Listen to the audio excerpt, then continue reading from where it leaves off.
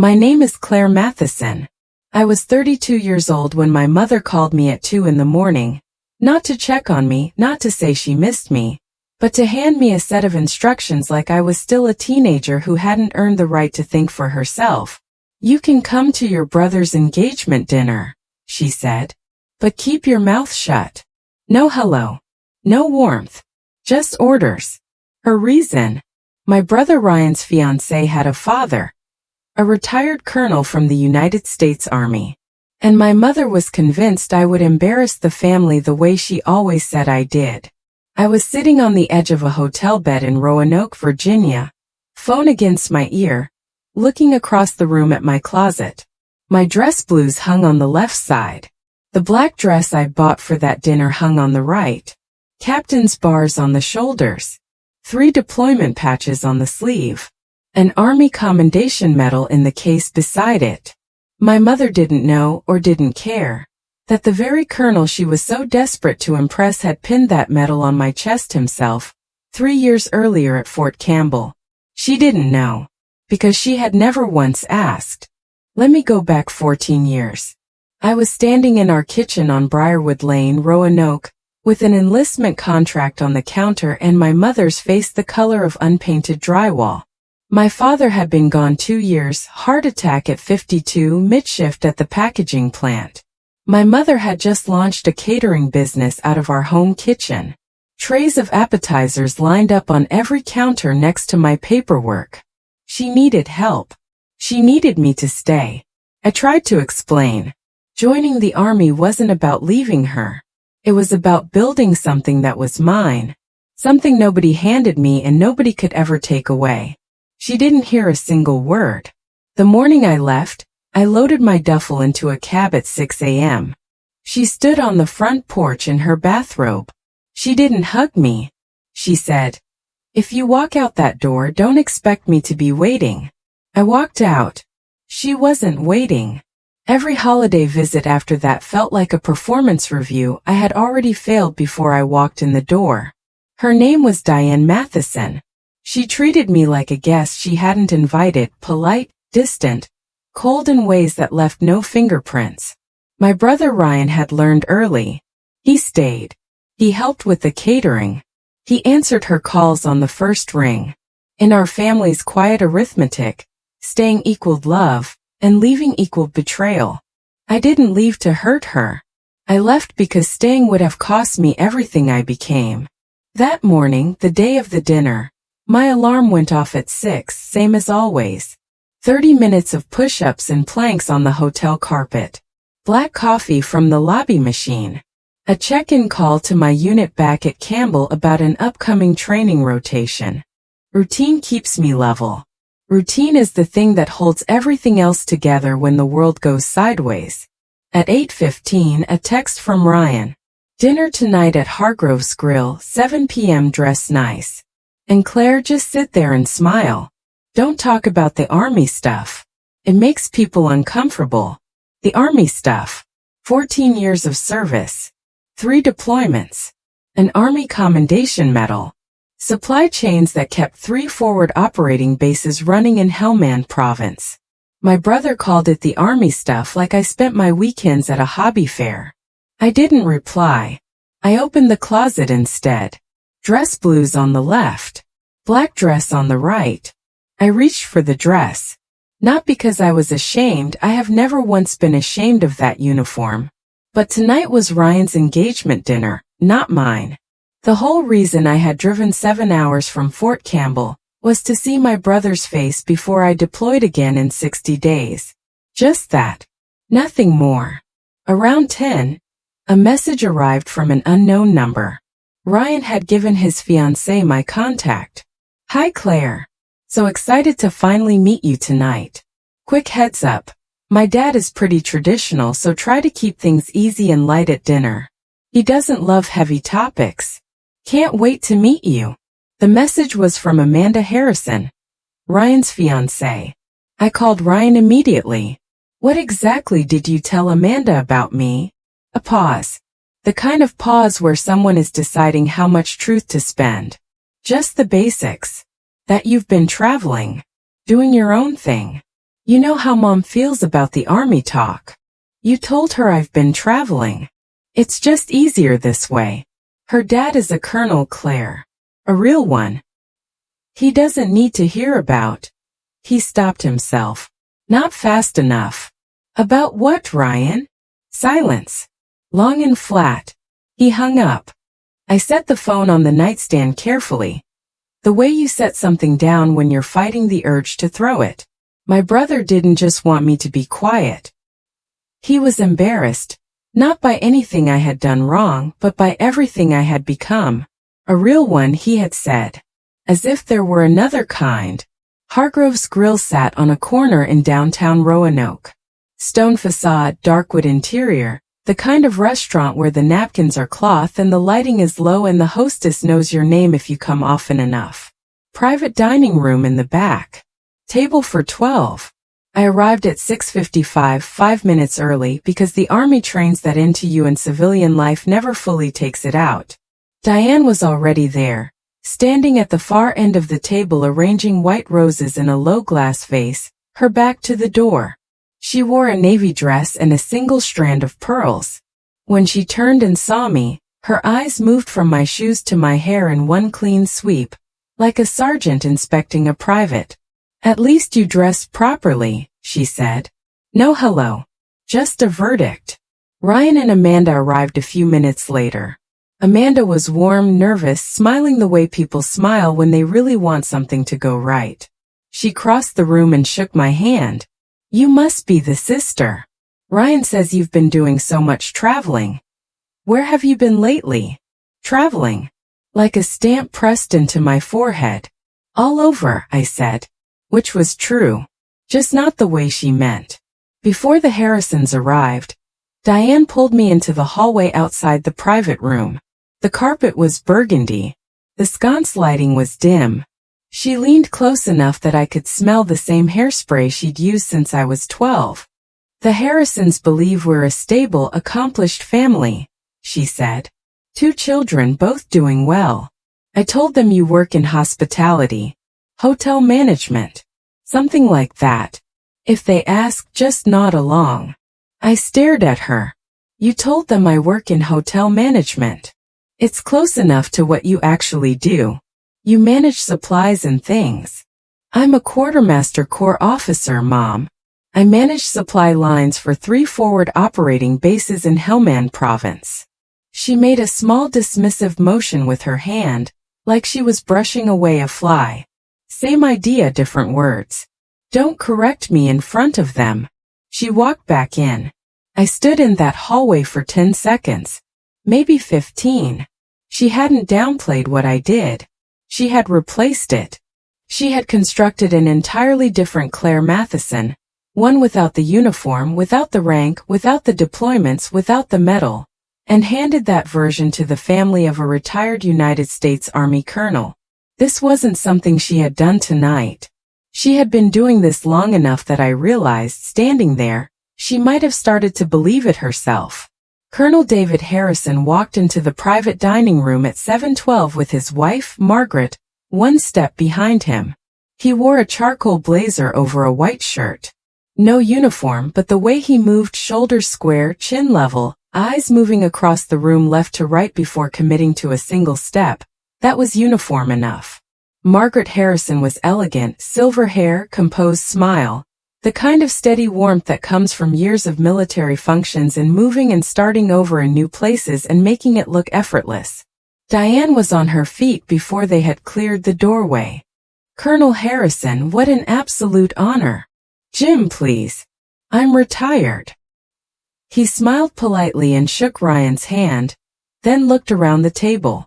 His gaze moved across the faces.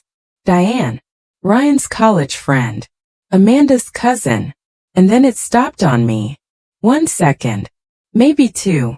His brow creased just slightly, the kind of micro-expression you learn to read when your job depends on understanding people who aren't trying to be read. I knew him. Fort Campbell, 3 years prior.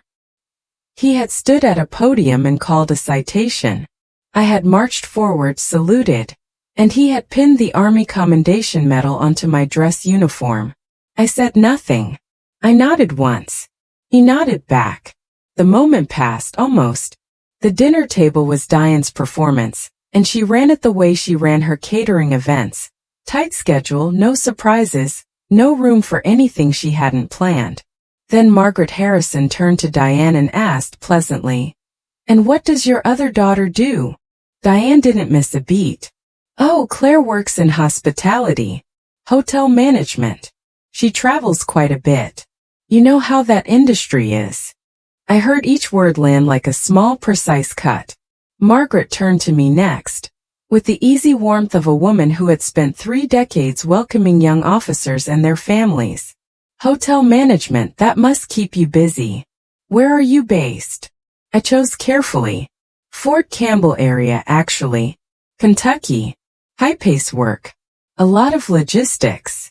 "Which hotel group?" "It's a government operation." The words landed softly, but they landed. Margaret's eyebrows lifted slightly. Diane's hand appeared from nowhere, reaching across the table for the bread basket. "Claire, pass the bread?" I passed the bread. But across the table, Colonel Harrison had set down his water glass. He was looking at me the way a man looks at a puzzle he is 90% sure he has already solved. Government. Kentucky. Logistics. 3 data points. He reached into his jacket and pulled out his phone, kept it low under the table. He was checking. When the main course arrived, Amanda leaned forward and asked directly, "So what do you actually do? Day to day?" I glanced at Diane. She was mid-sip, eyes locked to mine over the rim of her glass. A warning clear as a red light. I looked back at Amanda. "I make sure people have what they need," I said. "Food, fuel, equipment, in places where those things are hard to come by." Amanda smiled. "Oh, like logistics for remote event venues?" Ryan jumped in before I could say a word. "Something like that." Under the table, my right hand drifted to the pocket of my dress. Through the thin fabric I could feel the edge of the challenge coin, heavy, round, cool. Colonel Harrison had pressed it into my hand the same afternoon he pinned the medal. You don't buy a challenge coin. You earn one, or someone who matters gives you one. I carried it the way some people carry a photograph, not to show anyone, just to know it was there. Across the table, the colonel had stopped scrolling. He was staring at his screen. His jaw tightened just slightly, just enough for someone trained to notice such things. Between the entree and dessert, Margaret excused herself. Diane followed. She always followed anyone she wanted to manage. I found out later from Margaret herself what was said. Margaret had mentioned casually that I seemed very composed for someone in hospitality. Diane had adjusted her earring in the mirror. She's always been quiet. Honestly, not much ambition. Ryan is the driven one. Margaret had pressed gently, mentioned the government operation. And my mother, the woman who had built her identity around competence, around presentation, around doing everything correctly, had looked Margaret Harrison in the face and said, something like that. She's never been entirely clear about what she does. Some kids are like that. Margaret had nodded politely, but she had spent 30 years as a military spouse. She could tell when a story didn't add up. The way a person can smell when something in the kitchen has gone wrong before they can see it. When they came back, Margaret leaned close to her husband's ear. I couldn't hear what she said, but I watched his face. He closed his eyes for exactly 1 second, opened them, looked directly at me. He wasn't guessing anymore. Here is what Colonel Harrison had found on his phone. I didn't learn this until weeks later, when he told me himself over coffee at his home in Blacksburg, but I'll tell you now because the timing matters. Somewhere between Margaret's first question and Diane's hallway lie, the colonel had typed a single name into his photo gallery search. Matheson. For results. Same day. Fort Campbell. The commendation ceremony 3 years prior. In the third photo, the one that mattered, he was pinning the Army Commendation Medal onto the dress uniform of Captain Claire Matheson. My face in 3/4 profile. Hair pinned tight under my beret. Eyes forward. Shoulders square. He zoomed in. Then looked up. The same woman sitting at the far end of a dinner table in a black dress, being introduced as someone who managed hotels and had been drifting. Same cheekbones. Same posture. Same stillness under pressure. He set his phone face down on the table. Looked at Margaret. Something passed between them, the kind of communication that takes 30 years of marriage to build and 0 words to use. Then he waited. Because a colonel knows when to act and when to let the moment find its own shape. Just before dessert, Diane walked the length of the table and bent down close to my ear. Her breath smelled like white wine. "You're doing fine," she whispered. "Keep quiet through the toast and we're done." There it was again. The same leash. The same words from the 2 a.m. phone call. "I haven't said a word, Mom." "Good. That's all I'm asking." I looked at her. Really looked. She was 58 years old. Her makeup was perfect. Her pearls were straight. Her hands were trembling. Not much, just at the fingertips. The trembling of a person holding something very heavy while pretending it weighs nothing. "No," I said quietly. "That's not all you're asking. You're asking me to not exist. Don't be dramatic." She walked back to her seat, smoothed her dress, picked up her fork, and cut a precise triangle from her dessert and placed it in her mouth. And I understood something I should have understood years ago. My silence wasn't politeness. It wasn't respect. It was complicity. Every quiet dinner, every nodded confirmation, every something like that. I had been an accomplice in my own erasure. Ryan made his move when the table lulled between dessert and coffee. He leaned toward Colonel Harrison's end of the table, adjusting his collar with the manner of a man angling for a handshake he hasn't been offered yet. "Sir, I don't know if Amanda mentioned. I'm starting a financial services firm here in Roanoke, specializing in coverage for military families. Life insurance, disability, retirement planning. It's an underserved market." The colonel listened. He was skilled at listening. 32 years of command teaches you to let people talk long enough to tell you exactly who they are. "That's a worthy space," the colonel said. "Military families are underserved." Ryan beamed. "Exactly. And I'd love to connect with some of your colleagues who might." "How much do you actually know about military life, Ryan?" The question was quiet, almost gentle, but it stopped Ryan cold. "Well, I've done a lot of research. Case studies. Spoken to some veterans. Research is a good start," the colonel said evenly. "Experience is better." Then he looked at me. Not a glance, a look. The kind that carries an entire sentence inside it. He looked at the woman who had managed supply chains in a combat zone, who had earned a commendation for keeping soldiers fed, fueled, and equipped under fire, who had sat with people who shipped out and never came home. Then he looked at the man who wanted to sell those same soldiers insurance policies. He didn't say another word on the subject. He didn't need to. When the table rearranged itself for coffee, Margaret moved to the chair beside me, casually, the way a seasoned military spouse does everything, with purpose that looks like warmth. She stirred her coffee once. Twice. "You said government operation. Logistics. Kentucky." A pause. "And you sit like someone who's been told to sit up straight 10,000 times." She met my eyes. "Are you military, Claire?" I held her gaze. She had kind eyes and a jaw that didn't quit. I had seen that expression before, on military spouses who had held families together through deployments and midnight phone calls from the other side of the world. Women who understood what service cost because they had paid part of that bill themselves. "Ma'am," I said, "I'm not going to lie to you at your daughter's engagement dinner." "Then don't." "I'm a captain. Quartermaster Corps, U.S. Army." She set her coffee cup down carefully, like she was afraid she might drop it. "Active duty?" "Yes, ma'am." "And your family introduced you as hotel management?" I laid it flat on the table. No sarcasm. No bitterness. Just the way you show a hand of cards when you've already decided to fold and you simply want everyone to see what you were holding.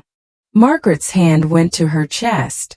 She looked across the room at Diane, who was laughing at something Amanda's cousin had said. Then she looked back at me. Does Jim know? I think he's figuring it out.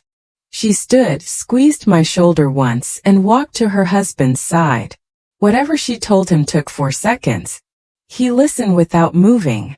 Then he set down his coffee cup, folded his napkin beside his plate, and stood. I'd like to propose a toast before the evening wraps up, he said. The room went quiet. Not the polite kind. The real kind, where forks stop mid-air and conversations die between syllables. Diane smiled from 6 seats away. The smile she reserved for moments she had been engineering all night. The Colonel was about to bless the engagement. This was her moment, the one that made the lying worth it. She had no idea that the man she had spent all evening trying to impress already knew the truth. He began to walk. Not toward Ryan and Amanda. Not toward the head of the table. Toward me. Slowly. Deliberately. Past Ryan's college friend. Past Amanda's cousin. Past the empty dessert plates and the coffee cups and the crumpled napkins. Down the full length of the table. Diane turned in her seat, tracking him. Colonel, the couple is at the other end. He didn't stop. 5 steps. 6. 7. The room seemed to shrink with each one. I could feel my pulse in my throat, not from fear but from recognition. This was the moment. The one I hadn't planned, hadn't engineered, hadn't asked for. The one I had simply earned by showing up and telling the truth to the one person who'd bothered to ask.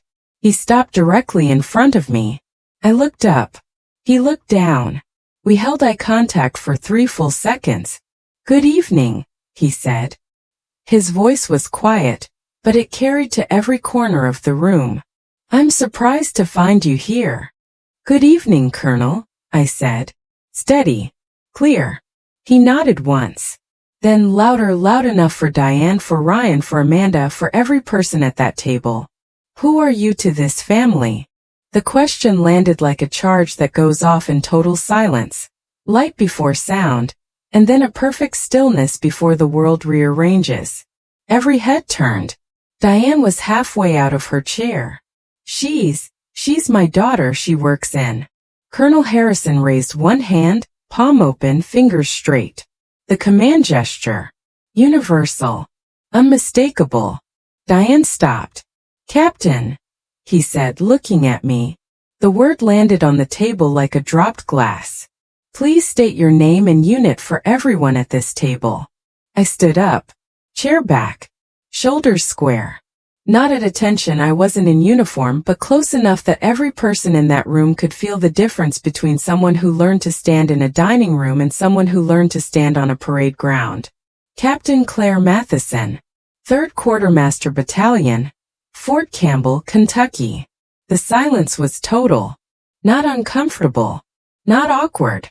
The kind of silence that happens when the floor of a room shifts and nobody knows where the walls are anymore.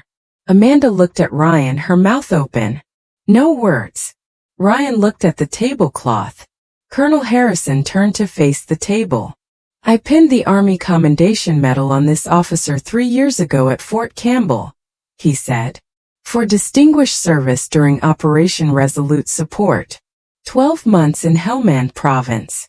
She managed the supply chain for 3 forward operating bases under active fire conditions. Not once did a critical shipment fail on her watch. He let it settle. Tonight, he said. Her own family introduced her to me as a hotel manager. The word hotel cracked open in the air like something that can't be put back together. The room rearranged itself without anyone moving. And Diane, my mother, 58 years old, catering business owner, pearl-wearing, hairspray-scented Diane, sat frozen in her chair with her mouth slightly open and, for the first time in her life, absolutely nothing to say. She broke slowly. She stood, her chair scraped against the hardwood like a nail on slate, and said, Jim, I think there's been a misunderstanding.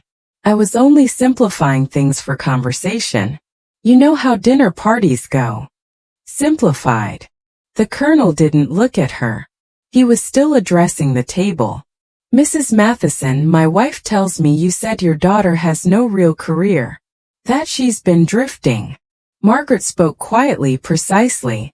Those were your exact words. Not much ambition. I remember them clearly. Diane turned to Ryan, searching for the son who always stayed, who always agreed, who always carried her bags. Ryan was staring at his hands. His phone sat face up on the table. The last text he'd sent me was still on the screen. Please don't make this weird. He couldn't look at me. Diane's voice cracked. Not from tears but from pressure. Like a pipe that has been holding too much for too long. You don't understand this family, Colonel. Claire left us. She chose to leave when I needed her most. She chose the army over her own family. Her composure, the thing she had built her whole identity around, was peeling away in layers. And under it was something raw and old and far more honest than anything she had said all evening. The colonel looked at me. Captain, would you like to say something? I stood again. I looked at Amanda, whose engagement dinner had become something she hadn't signed up for. At Ryan, who still couldn't meet my eyes. At Margaret, who had tears running silently down her face. At Colonel Harrison, who stood beside me like a witness at a formal hearing. And then at Diane. I enlisted in the United States Army at 18, I said. Level. Clear. The voice I use when I'm briefing a commander, and every word has to carry its own weight because there is no room for filler. I earned my commission through officer candidate school at 22. I've deployed twice to Afghanistan and once to Kuwait. I've managed supply chains in environments where the nearest backup was a helicopter ride away. I've sat with soldiers who shipped out and never came home. I paused for breath, not for effect. My mother told you I'm in hotel management. She told you I've been drifting. She has been telling that story for 14 years, to neighbors, to Ryan's friends, and tonight to you. I looked at Diane. I didn't come here to correct you. I came because Ryan is my brother, and I wanted to see his face before I deploy again in 60 days. That was the only reason I drove 7 hours. That was it. I sat down. Palms flat on the table. Fingers still. Done. Diane walked out of the dining room without a word. Not dramatically. She simply stood, pressed her napkin beside her plate, and left. I followed. Not to fight. Not to finish what had started at the table. I followed because I had seen something in her face I hadn't seen in 14 years. Real fear. Not the performed kind. Not the theatrical worry about napkin folds and seating arrangements. The kind that lives underneath everything else. She was in the hallway, back against the wall near the restroom door. Her hands were trembling again. This time she wasn't hiding it. She reached into her purse and pulled out a small photograph. Wallet-sized, laminated at the edges, soft from years of handling. I had seen it once before, in a drawer she didn't know I knew about. Her mother. My grandmother. A young woman in a nurse's uniform, hair pinned back, looking at the camera with an expression caught halfway between a smile and a departure. She had left when Diane was 11. Said she needed something more. Moved to Richmond. Took a nursing job. Never came back. Never called on birthdays. Never explained. She left when I was younger than you are now, Diane said. Her voice was stripped down to something I barely recognized. She said she had to go. That it was important. That what she was doing mattered. She touched the photograph with her thumb. She looked just like you when she said it. The same eyes. The same certainty. I looked at her. So you made sure I had nothing to come back to, I said. She didn't answer. She stood there holding a photograph of a woman who left. A woman raised by a mother who never forgave the leaving, who had raised a daughter she spent 14 years punishing for the very same thing. I walked back inside. Colonel Harrison was standing at the head of the table, waiting. He had not sat back down. He knew exactly what he was doing. "I'd like to finish my toast," he said. Nobody argued. Diane came back in and sat down without looking at anyone. "I said that marriage requires honesty," he continued. "So does family. Tonight I've learned that this family has a daughter who has served her country with distinction, and a mother who erased that service to impress people she barely knows." The sentence landed like a gavel. Clean. Final. Precise. Diane flinched. A full-body flinch she couldn't control and couldn't hide. Ryan was gripping the table edge with both hands, knuckles white. Amanda was watching him the way you watch someone you're not entirely sure you know. "The only embarrassment I see at this table," Colonel Harrison said, "is a mother who could not bring herself to be proud of what her daughter has become." He said it once. Calmly. The way a man says something he has been thinking about for 2 hours and has decided to say exactly one time. He picked up his glass. "To Ryan and Amanda, may your marriage be built on truth, especially when the truth is the hardest thing in the room." He drank. Margaret drank. I drank. Ryan lifted his glass with an unsteady hand. Diane did not touch hers. After the toast, Colonel Harrison walked to my end of the table one final time. He stood in front of me, and the rest of the room receded. "Captain Matheson, I remember your ceremony clearly. 12 months in Helmand Province. 3 FOBs. Fuel, rations, medical supplies, ammunition, in conditions that would have broken most people." He paused. The kind of pause that isn't about finding words. It's about choosing which ones deserve to be spoken. "When I pinned that medal on you, you said something I wrote down that evening. You said, 'It's not about being recognized, sir. It's about getting it done.'" He let it land. "Tonight, you deserve to be recognized." He extended his hand. I shook it firm, warm 3 full seconds. Margaret stepped forward and placed her hand on my shoulder. One steady squeeze. "A mother should be the first person to tell the world who her daughter really is," she said. She looked at Diane when she said it, not with anger but with something harder. Pity. "I'm sorry yours wasn't." I nodded. My throat was tight. My eyes were wet. But I didn't cry. Not there. Not because crying is weakness. I have cried alone at 3 in the morning at a forward operating base when a supply convoy was hit, and I didn't know for hours whether my people were safe. But this room didn't deserve my tears. My tears were mine. The same way my service was mine. The same way my name was mine. I turned to Diane. "I kept my mouth shut, Mom," I said. "For 14 years. She opened her mouth. Closed it. Nothing came out. "I'm not angry. I'm not going to yell at you in front of these people. That's not who I am. It was never who I am." I reached into the pocket of my dress and pulled out the challenge coin. I held it for a moment, felt the weight of it, the eagle on one side, the battalion crest on the other. Then I placed it on the table in front of her. "Colonel Harrison gave me that the same day. He gave me the medal you've never asked about. Keep it. Maybe it'll remind you who I am the next time you introduce me to someone." I picked up my bag. I looked at Ryan. Jaw working, eyes wet, standing near the door like a man who doesn't know which direction to walk. I looked at Amanda, watching Ryan the way you watch someone you're reconsidering. I looked at Colonel Harrison. He gave me one single nod. And I walked out. Through the hallway. Through the front door. Out into the Virginia night. The parking lot was half full. The Blue Ridge Mountains were black shapes against a navy sky. The air smelled like cedar and asphalt. Behind me, through the walls of the restaurant, I could hear the muffled sounds of an ordinary evening, music, dishes, the hum of a place where most people were having a dinner that would not change anything. Ryan caught up to me at my rental car. "Claire, wait. Please don't leave like this." I turned. He was standing under a parking lot light, tie loosened, face flushed, looking younger than 28 and older than I'd ever seen him. I didn't know she told them all of that. I knew she said some stuff, but I didn't know she built a hole. You knew enough, I said. You told me not to talk about the army. You told Amanda I'd been traveling. You didn't lie as large as Mom did. But you carried her bags.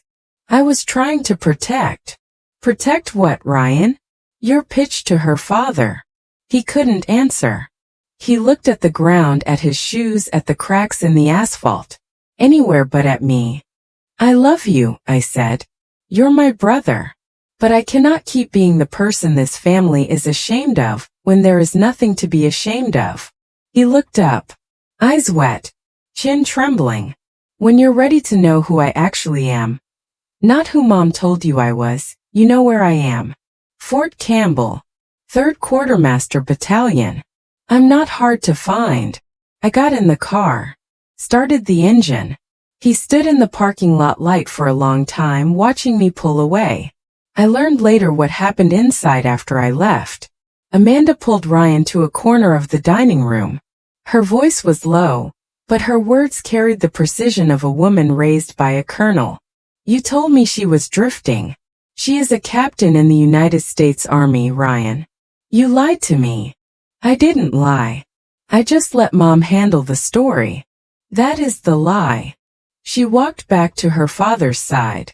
Ryan stood alone near the bread station, staring at the empty chair where I had been sitting, and at the challenge coin still resting on the table in front of Diane's untouched glass. Colonel Harrison addressed my mother one final time.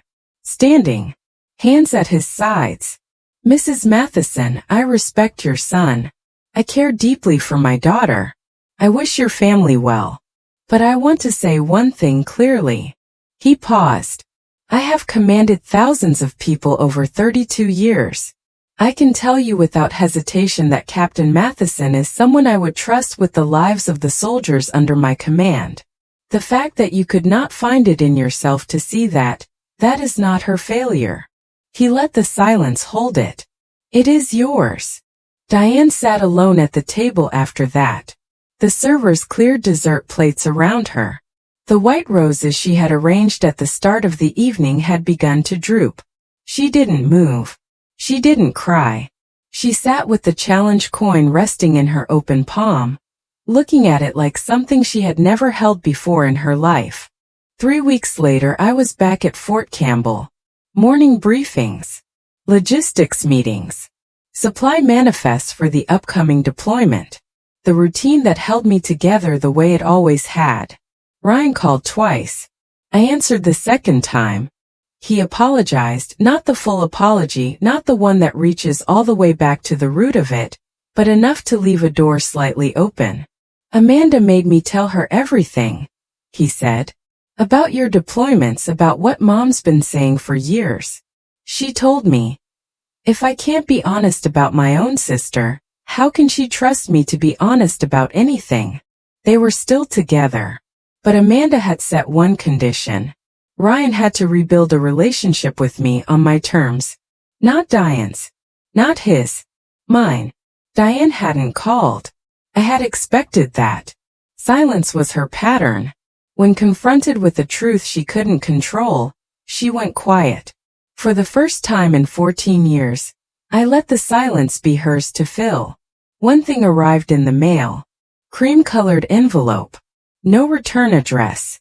Inside, 2 handwritten lines in the steady hand of a man who had signed 1,000 orders. Captain, your service honors us all. Never allow anyone to diminish what you have earned. I pinned it to the corkboard above my desk, right beside my deployment orders. Somewhere I could see it every morning. I spent 14 years letting my mother's version of me be the only story anyone heard. And then, one evening at a dinner table in Roanoke, Virginia, a retired colonel asked a simple question, and refused to accept silence as the answer. I learned something I should have known all along. The people who truly see you don't need your silence to be comfortable in your presence. That is my story. If this story reminded you that your service, whatever form it takes, matters even when the people closest to you refuse to acknowledge it, share it with someone who needs to hear it today.